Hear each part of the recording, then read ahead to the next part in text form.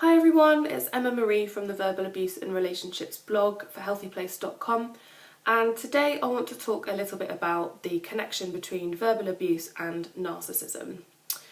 Recently I've identified myself as what's called an HSP.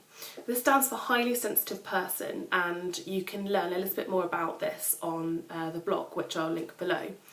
But essentially a highly sensitive person is someone who is incredibly empathic. This is kind of the opposite of narcissism, whereby people tend to lack empathy and struggle to see the point of view of others above their own.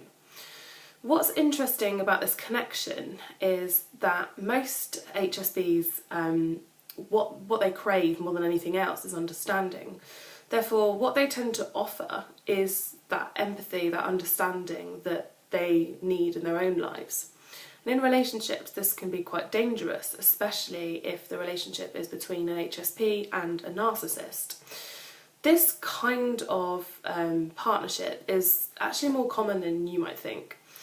The saying goes that opposites attract, and I think in the case of narcissists and HSPs, this is definitely the case.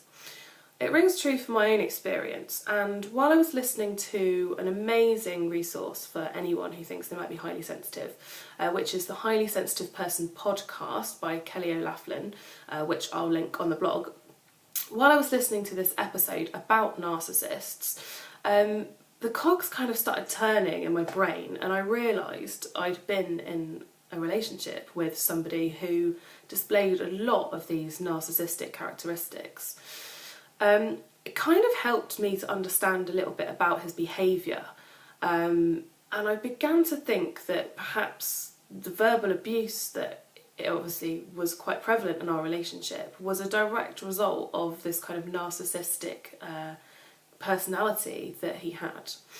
Now obviously him being narcissistic or being on the narcissistic spectrum doesn't excuse the behaviour, the abuse, the verbal attacks, the emotional manipulation, but it does go some way in explaining why that kind of dynamic might have occurred in our relationship. And it helps me to understand my own part in it too, and shift some of the blame from myself.